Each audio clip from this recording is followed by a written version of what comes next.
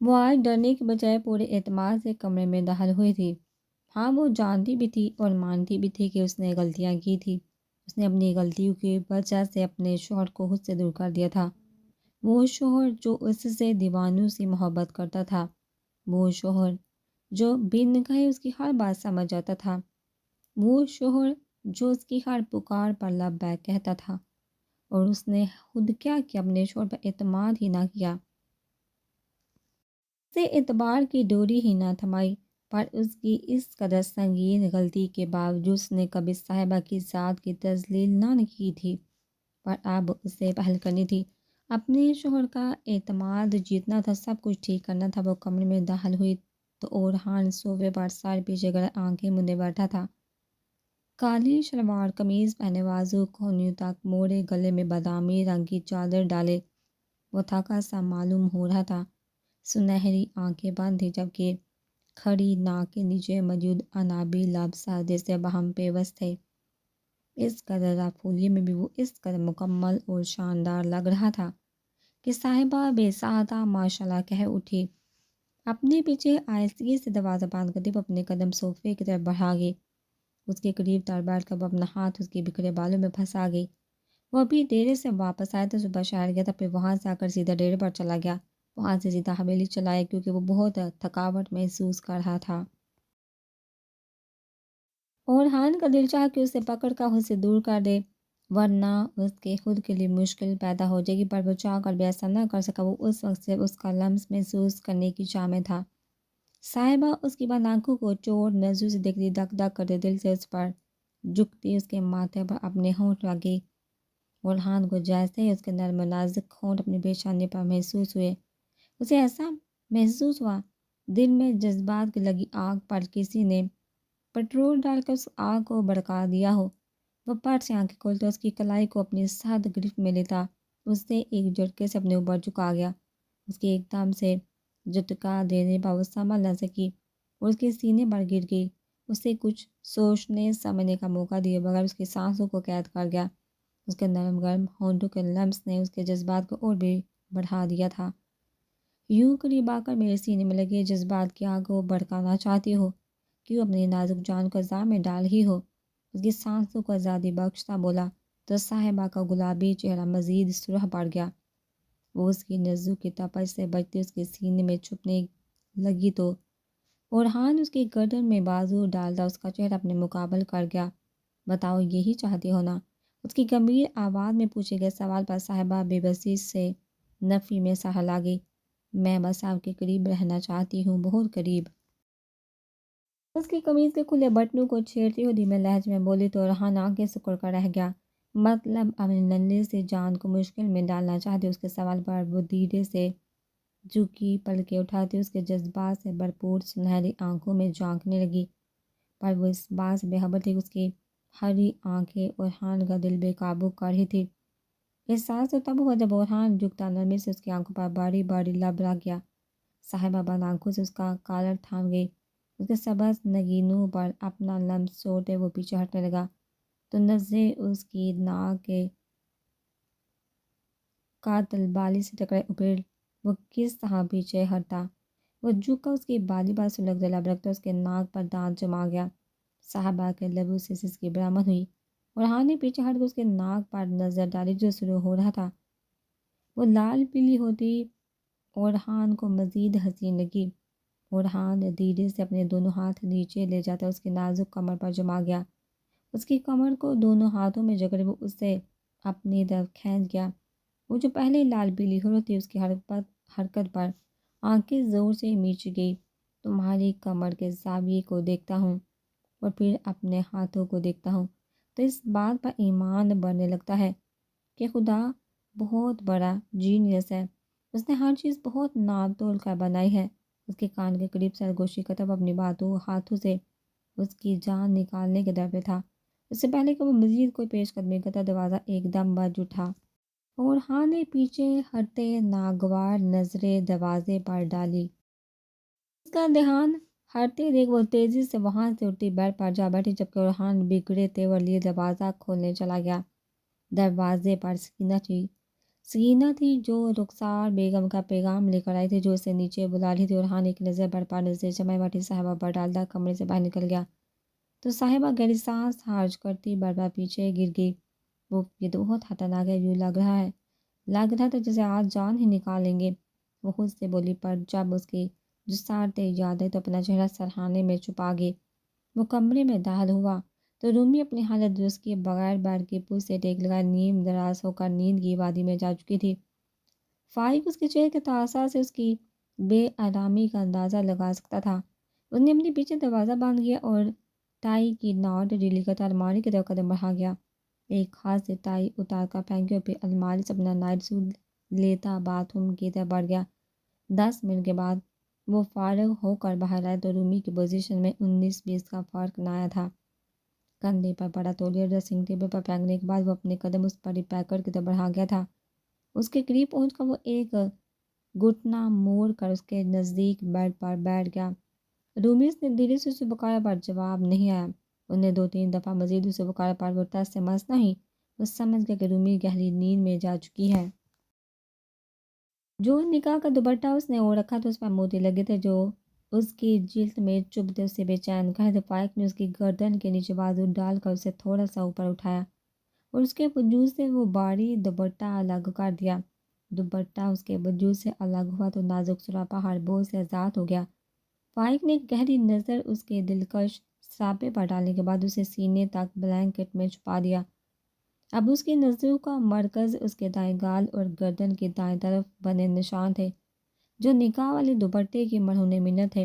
وہ اپنے ہاتھ کی پشت دھیرے سے اس کے گال پر پھیرنے لگا تو ایک انوکھا سا احساس جسم و جان کو چھو گیا۔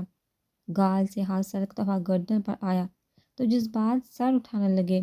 وہ گھبرا کر اپنا ہاتھ کھینچ گیا۔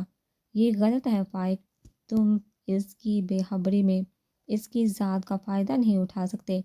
جانتا ہوں وہ تم پر حلال ہے، پر اس کے جذبات مجروح نہ کرنا۔ ضمیر کی کڑک آواز پر وہ سانس بھرتا پیچھے ہٹنے لگا، پر پھر کچھ سوچ کر بے ساختہ مسکرا دیا اور اگلے ہی لمحے اس کے چہرے پر جھکتا اس کی پیشانی کو اپنے لمس سے روشناس کروا گیا۔ نکاح مبارک میری جان۔ جھک کر اس کے کان میں سرگوشی کرتا وہ مسکراتے ہوئے پیچھے ہٹ گیا۔ اس سے اپنی محبت کے پہلے لمس سے آشنا کر گیا تھا۔ وہاں سے ہٹ کر وہ بیڈ کی دوسری طرف آ کر لیٹا اور بتی بجھا کے پھر ہاتھ بڑھا کر رومی کو اپنے ساتھ لگاتا وہ اس کا سر اپنے سینے پر رکھتا اس کے گرد بازو باندھ گیا۔ اتنا تو وہ جان گیا تھا کہ وہ نیند کی کس قدر پکی ہے، اس لیے اسے اپنے حصار میں لیتا آنکھیں بند کر گیا۔ آج برسوں بعد سکون میسر آیا تھا کہ جلد ہی نیند کی دیوی اسے اپنے آغوش میں لے گئی۔ ہو گئے ہے تجھ کو تو پیار سجنا، لاکھ کر لے تو انکار سجنا۔ وہ جو ٹکٹکی باندھے لان میں کال پا مصروف شفان کو دیکھ رہی تھی صاحبہ کی گنگناہٹ پر چونک اٹھی، پر اگلے پل اس کی گنگناہٹ میں چھپے مطلب کو سمجھ گڑبڑا گئی۔ کیا مطلب بابی؟ وہ نہ سمجھی کا تاثر دیتی وہاں دیکھنے لگی تو صاحبہ 2 قدم چلتے اس کے مقابلہ کھڑی ہوئی۔ وہی مطلب جو تم سمجھ چکی ہو پر پھر بھی نہ سمجھی کا مظاہرہ کر ہی ہو۔ وہ ہاتھ باندھ کر اس کے سامنے کھڑی ہوتی سنجیدہ نظر سے اسے دیکھتی بولی تو ذوحان نے نظر چرا کے ایسی کوئی بات نہیں بابی، نہ جانے آپ کیا سمجھ رہی ہیں۔ وہ صاحبہ کی آنکھوں میں آنکھیں ڈالنے سے کترا رہی تھی۔ شفان نے نظریں بھی ہٹا چکی تھی۔ یعنی تم جانتی ہو کہ میں کس متعلق بات کر رہی ہوں جب بھی کہہ رہی ہو کہ ایسی کوئی بات نہیں۔ صاحبہ کی بات پر وہ گہری سانس بھر کر ہے کہ بات تو سچ ہے مگر بات ہے رسوائی کی۔ کہنے کے ساتھ ہی وہ لان کی طرف پیٹ کر کے کھڑی ہو گئی۔ آپ کو کیسے پتہ چلا بابی؟ اسے اپنا ہی سوال عجیب لگا تھا کیونکہ عشق اور مشق چھپائے نہیں چھپتے۔ جن راہوں کی مسافر میں خود رہ چکی ہوں ان راہوں پر کسی اور کو چلتا دیکھ کر کس طرح نہ پہچان تھی۔ اس کے سوال کا جواب دیتے صاحبہ کا لہجے میں یاسیت سما گئی۔ یہ راہ بہت ہادار ہوتی ہے کیا؟ وہ سہمے لہجے میں سوال کرنے لگی تو صاحبہ مسکرا دی، نہیں میری جان، محبت کی راہ تو بہت پرامن اور آسان ہوتی ہے، اسے ہاردار اور کٹھن تو ہم خود بناتے ہیں، کبھی جذبات کو چھپا کر تو کبھی ہمراہی کے اعتبار کو کچل کر، اسے آسان یا کٹھن بنانے والے ہم خود ہوتے ہیں۔ صاحبہ کی گہری بات پر ذوحان کی آنکھیں نم ہوئی۔ پر بابی اگر اس راہ میں آپ کو کوئی ہمراہ ہی نہ ہو پھر کس طرح یہ راہ کرتی ہے؟ اس کے سوال پر صاحبہ گہری نظر سے اسے دیکھنے لگی جس کی آنکھوں میں حسرت تھی۔ یک طرفہ محبت کا عذاب بہت جان لیوا ہوتا ہے، بٹ اس میں ایک میٹھی سی کسک بھی ہوتی ہے، ایک امید بھی ہوتی ہے یک طرفہ آگ کی آنچ دوسرے فریق تک پہنچ جانے کی۔ صاحبہ کی بات پر ذوحان طنزیہ ہنس دی۔ صاحبہ نے بہت غور سے اس کی پھیکی ہنسی دیکھی تھی۔ اور بھابھی، اگر آپ جانتے ہو کہ جس انسان کی یک طرفہ محبت کی خیزہ میں آپ برسوں سے جل رہے ہیں، اس کے دل تک پہلے کسی اور کی محبت کی آنچ پہنچ چکی ہے، تو پھر انسان کس طرح کوئی امید لگائے؟ وہ آنکھوں میں حسرت ہی حسرت لیے صاحبہ سے مستفسر تھی۔ ادھر میرے ساتھ صاحبہ اس کا ہاتھ پکڑ کر اسے اپنے ساتھ لاؤنج میں موجود صوفے کے پاس لے آئی۔ اس وقت ان دونوں کے علاوہ وہاں کوئی بھی موجود نہ تھا۔ کیا تم جانتی ہو کہ تمہاری محبت ایک وقتی جذبہ ہے یا دیر پا احساس؟ صاحبہ کے سوال پر وہ الجھتی ہوئی سر ہلا کے میرے جذبات ایک دم سچے اور لافانی ہیں، وہ پر یقین انداز میں بولی تھی، جیسے اس بات میں کوئی شک کی گنجائش باقی ہی نہ ہو کہ تمہاری محبت حصول مانگتی ہے۔ صاحبہ پھر سے سوال کر گئی، جس کا جواب ذوحان کی طرف سے نفی میں تھا۔ میری محبت حصول کی مجاز نہیں، مجھ سے محبت ہے اور بے انتہا محبت ہے، بے غرض بے لوث اور ہر طرح کے لالچ سے پاک، عشق کی معراج کو چھوتی محبت، حصول کے لالچ سے پاک محبت۔ میں بس انہیں خوش دیکھنا چاہتی ہوں، چاہے وہ جس کے ساتھ مرضی خوش ہیں۔ صاحبہ سمجھتی ہوئی سر ہلا گئی۔ انہیں کسی اور کے ساتھ برداشت کر لوں گی؟ صاحبہ کے سوال پر ذوحان کو لگا جیسے کسی نے اس کا گلا دبوچ لیا ہو۔ ان کو کسی اور کے ساتھ تصور کرنا بھی سہانے روح ہے، پر پھر جب ان کی خوشی کا سوچتی ہوں تو باقی ہر چیز پس منظر میں چلی جاتی ہے۔ وہ کھوئے کو لہجے میں بولتی کسی اور ہی دنیا ہی میں نکل گئی تھی۔ جانتی ہوں محبت کیا مانگتی ہے؟ صاحبہ کے سوال پر اسے دیکھنے لگی۔ محبت ثابت قدمی مانگتی ہے، ڈر جانا ہی تو محبت کہلاتا ہے۔ تم دعا پر یقین رکھتی ہو؟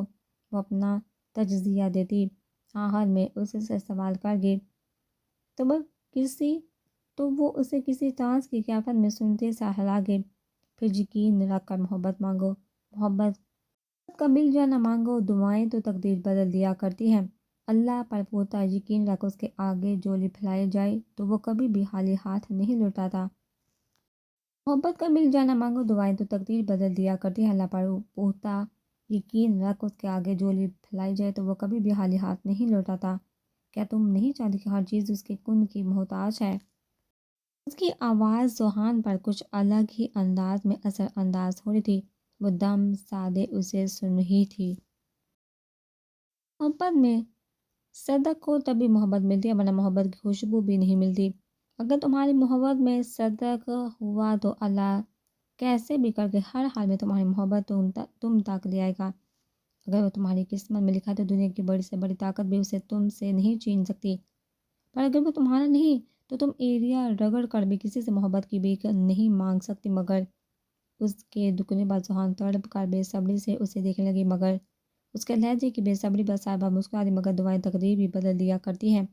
اس کی بات پر ذوحان کو لگا جیسے کسی نے تپتے ہوئے کلیجے پر ٹھنڈا پانی انڈیل دیا، جیسے برسوں کے پیاسے کو میٹھا پانی میسر آ گیا۔ وہ ایک دم اٹھتی، اس کے گلے لگتی، پھوٹ پھوٹ کر رو دی، چپ کرو پاگل، ایسے روتے تھوڑی ہیں۔ صاحبہ پیار سے اسے چپ کرواتی اس کا سر تھپ تھپانے لگی۔ آپ بہت اچھی ہیں بھابھی، بہت زیادہ۔ وہ نم آنکھیں لی خوشی سے بولی تو صاحبہ مسکرا دی، تم سے کم۔ چلو اب کمرے میں جاؤ، منہ دھو کر فریش ہو جاؤ، نماز کا وقت ہونے والا ہے، پھر نماز بھی ضرور ادا کرو گے۔ اس کی تاکید پر ذوحان مسکراتے ہوئے سہلا گئی، پھر وہاں سے اٹھ کر اپنے کمرے کی طرف بڑھ گئی۔ شام کا کھانا کھانے کے بعد سب لاؤنج میں بیٹھے ہوئے تھے۔ صاحبہ کچن میں سب کے لیے چائے بنا رہی تھی۔ شام کی چائے اس نے اپنے ذمہ لے لی تھی۔ ذوحان، یہ ٹرے باہر لے جاؤ، میں سردار کے لیے کافی بنا کر لے آؤں۔ وہ ایک باؤل میں کافی پھینٹتی مصروف انداز میں ذوحان سے بولی تو ذوحان سر ہلا گئی۔ جیسا کہ سب ساتھ بیٹھے ہوئے ہیں، مجھے ایک ضروری بات کرنی ہے آپ صاحب سے۔ شیوان کے بابا صاحب نے ناسمجھی سے اس کی طرف دیکھا۔ ایک صوفے پر ارحم بلوچ بیٹھے ہوئے تھے، جبکہ ساتھ والے صوفے پر رخسار بیگم اور ناز بیگم بیٹھی تھی۔ ان کے بالکل سامنے والے صوفے پر اورحان اور شیفان بیٹھے تھے۔ شیفان کو یہی وقت صحیح لگا اپنی بات کے لیے، بولو کیا بات ہے، ہم سن رہے ہیں۔ سب سے پہلے بولنے والے ارحم بلوچ تھے۔ مجھے امید ہے آپ صاحب میری بات دھیان سے سنیں گے اور اس پر غور کریں گے۔ وہ دونوں ہاتھوں کو باہم پھنسائے دونوں بازو کی کوہنیاں گھٹنوں پر ٹکا کر تھوڑا آگے جھک کر بیٹھتا بولا تو سب بھی اس کی طرف متوجہ ہوئے۔ میں جانتا ہوں یہ وقت صحیح نہیں اس بات کے لیے، پر مجھے لگتا ہے کہ اسی طرح اس حویلی پر چھایا جمود ٹوٹ سکتا ہے۔ گہری خاموشی میں صرف اس کی گمبھیر آواز ہی گونجی تھی۔ برہودار، جو بھی بات کرنی ہے بلا جھجھک کرو، ہم سن رہے ہیں۔ اور ہم بلوچ کے بابا شفا نے گہری سانس بھرتے خود میں ہمت جما کے پھر بولنا شروع کیا۔ میں شادی کرنا چاہتا ہوں۔ ہر کار بلی تھیلے سے باہر آ چکی تھی۔ اس کی بات پر حویلی کے سب افراد پر سخت طاری ہو گیا۔ یہ آخری بات تھی جس کی توقع وہ شفان سے نہیں کر سکتے تھے۔ کیا ہوا، ایسے چپ کیوں ہو گئے آپ سب؟ نے سب پر باری باری ایک نظر ڈال کر پوچھا تو سب اسے دیکھ کر رہ گئے۔ اگر شادی کی بات کریں تو یقیناً شادی کے لیے کوئی لڑکی بھی دیکھ رکھی ہوگی۔ ورکم صاحب کی بات بہت سیدھا ہوتا ٹانگ پر ٹانگ جما کر بیٹھ کے، میں آپ کا فرما بردار بیٹا ہوں بابا۔ میں کیسے زندگی کا اتنا بڑا فیصلہ لے سکتا ہوں؟ میں جانتا ہوں آپ لوگ بچپن سے سوہان کو میرے لیے پسند کر چکے ہیں۔ میں آپ سب کی پسندیدگی کا احترام کرتا ہوں۔ آپ سب کی خواہش کا احترام کرتے ہوئے میں سوہان سے شادی کرنے کے لیے تیار ہوں۔ اس صاحب کو ایک نظر دیکھ کر سنجیدگی سے بولا تو اس کی شرافت پر اورحان اش کر اٹھا، جبکہ کچن کے دروازے پر کھڑے ذوحان کے ہاتھ سے ٹرے چھوٹا زمین بوس ہو گیا۔ کپور سے جھلکتی گرم گرم چائے اس کے پاؤں پر گری تو وہ تکلیف کے مارے چلانے کی وجہ ساکت کھڑی رہی۔ شور کی آواز سنتے سب کی توجہ اس کی طرف ہوئی تھی تو سب سے پہلے اورحان تیز قدم اٹھاتا اس کی طرف بڑھا۔ گڑیا، آپ ٹھیک ہو؟ اسے کندھے سے پکڑ کر ایک طرف کرتے اس کے پاؤں کی طرف دیکھتا پوچھنے لگا، جس پر وہ جواب دیے بغیر یوں ہی کھڑی رہی۔ اس کا دماغ وہاں موجود ہوتا تو وہ بات کا جواب دیتی۔ اورحان اس کے کندھوں کے گرد بازو لپیٹ کے اسے اپنے ساتھ لگائے صوفے کی طرف بڑھتا اسے شفان کے پہلو میں بٹھا کر خود اس کے سامنے پیروں کے بل بیٹھ گیا۔ شفان کے بل میں آدھے ذوحان کے ساکت پڑے دل نے تیزی سے دھڑکنا شروع کر دیا تھا۔ ناز بیگم کے کہنے پر صاحبہ جلدی سے فرسٹ ایڈ باکس اٹھا لائی تھی۔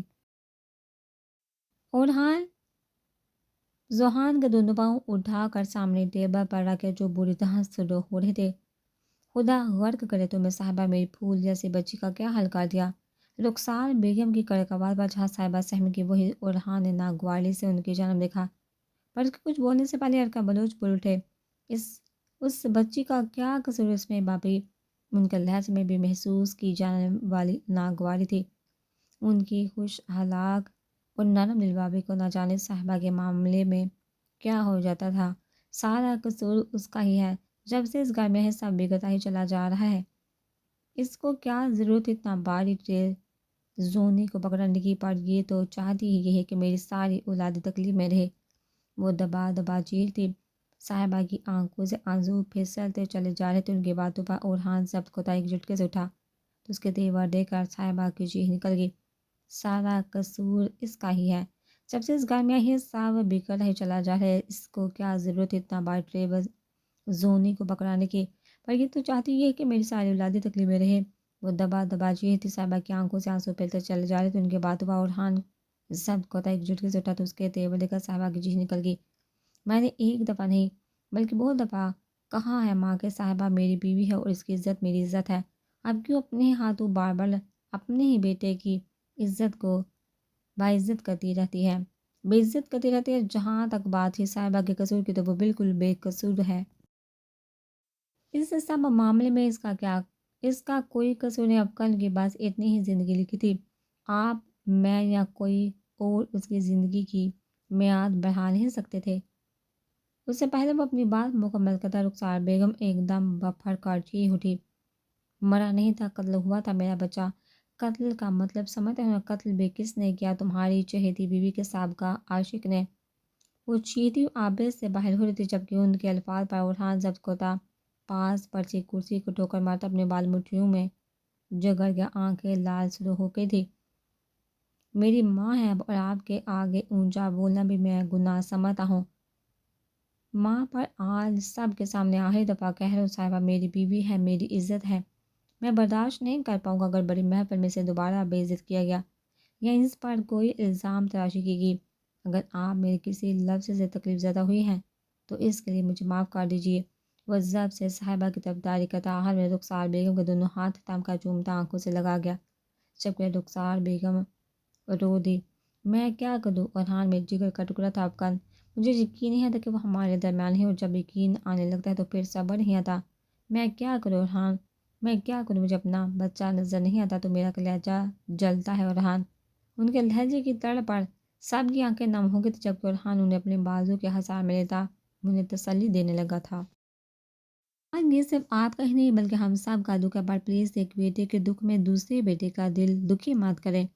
ہمارے افغان کے ساتھ جو کچھ ہوا اس میں میری بیوی کا کوئی قصور نہیں ماں۔ وہ انہیں اپنے ساتھ لگائے دھیرے دھیرے سمجھانے لگا، جبکہ وہ جو ہی روتے ہی صاحبہ وہاں سے جا چکی تھی۔ پانی صاحبہ کے لرزی آواز پر رخسار بیگم نے گردن موڑ کر اسے دیکھا جو ہاتھ میں پانی کا گلاس پکڑے کھڑی تھی۔ اسے ایک نظر دیکھا وہ گردن موڑ گئی تو اورحان نے خود اس صاحبہ کے ہاتھ سے گلاس پکڑ کر رخسار بیگم کے منہ سے لگایا تو وہ 2 گھونٹ حلق میں اتار کر گلاس پیچھے کر کے اورحان نے انہیں کندھے سے پکڑ کر صوفے پر بٹھایا، خود ان کے سامنے پیروں کے بل بیٹھ گیا۔ اس سب ہنگامے میں وہ ذوحان کو بھول ہی چکے تھے جو خود بھی اپنی تکلیف بھولے بیٹھی تھی۔ ہوش تبا جب اپنے پاؤں پر کسی کے ہاتھ کا لمس محسوس ہوا، وہ چونک اپنے پیر کی طرف دیکھنے لگی تو سامنے بیٹھے شفان اور اپنے پاؤں پر مجوس کے بالِ ہاتھ کو دیکھ کر ٹھٹھرا اٹھی۔ انہوں نے ایک دم اپنا پاؤں پیچھے کرنا چاہا، پر شفان اس کے پاؤں کو اپنے ہاتھ کی شکنجے میں لیتا اس کی کوشش ناکام بنا گیا۔ انہوں نے ڈرتے ڈرتے آنکھیں اٹھا کر دیکھا تو وہ اسے ہی دیکھ رہا تھا، پر اس کی آنکھیں ہر تاثر سے پاک تھی۔ اس کی اسپاٹ آنکھوں کو دیکھتے وہ جھرجھری لے کر رہ گئی۔ پاؤں چھوڑ میرا پلیز، وہ سرگوشی نما آواز میں بولی تو اس کی آنکھوں میں موجود التجا کو دیکھتے وہ آبرو اچکا کر رہ گیا۔ اور نہ چھوڑوں تو اس کے پاؤں پر گرفت سہد کرا بولا تو وہ سی کر کے رہ گئی۔ مجھے اچھا نہیں لگ رہا پلیز، وہ جہاں وہاں دیکھتی پھر سے دھیمے لہجے میں اس سے مخاطب ہوئی۔ کیا اچھا نہیں لگ رہا؟ میرا چوننا اس کے چہرے پر موجود استہزائیہ ہنسی کو وہ سمجھ نہ سکی۔ نہیں آپ کا میرے پاؤں چھونا، اس کے جواب پر وہ ایک گہری نظر اس کے کپکپاتے وجود پر ڈال گیا۔ پر کیا تم نہیں جانتی کہ بہت جلدی میں تمہارے جسم و جاں کا مالک بننے والا ہوں؟ پھر تو تمہاری پور کو چھونے کا حق حاصل ہوگا، مجھے تب حق سے روکو گی؟ اس کی گمبھیر سرگوشی ذوحان کی جان نکالنے کے لیے کافی تھی۔ وہ ایک دم اس کے ہونٹوں پر اپنی ہتھیلی جما کے پلیز چپ کر جائیے سب یہاں وہ گھر والوں کی طرف دیکھتی بے بسی سے بولی تھی۔ شفان نظر جھکا تھا اپنے ہونٹوں پر جمے اس کے نازک ہاتھ کو دیکھنے لگا، اس کی گہری نظروں کا ارتکاز محسوس کرتے ہوئے تیزی سے ہاتھ ہٹا کے شرم کے مارے چہرے پر سرخی بکھر گئی تھی، جبکہ ہاتھ کا کپ کپانے لگے تھے۔ چپ چاپ بیٹھو اور مجھے اپنا کام کرنے دو، روب سے کہتا وہ ہاتھ بڑھا کر فرسٹ ایئر سے کریم نکال کر نرمی سے اس کے پاؤں پر لگانے لگا۔ وہ پوری طرح اپنے کام میں مگن تھا۔ دونوں پاؤں پر کریم لگانے کے بعد اس نے اچانک نظر اٹھا کر ذوحان کی طرف دیکھا تو وہ ٹک باندھے اسے دیکھ رہی تھی۔ اس کے ایک دم دیکھنے پر وہ شرمندگی سے آنکھیں میچ کر لگی۔ شفان لب بھیج کر رہ گیا۔ وہ وہاں سے اٹھا باتھ روم اور ہاتھ دھونے باتھ روم کی طرف بڑھ گیا۔ 5 منٹ کے بعد جب وہ واپس آیا تو لاؤنج کا ماحول قدرے پرسکون ہو چکا تھا۔ ہم گلا کھنگارتے اس نے صاحب کی توجہ اپنی طرف کرنی چاہی تو سب بھی اس کی طرف متوجہ ہو گئے۔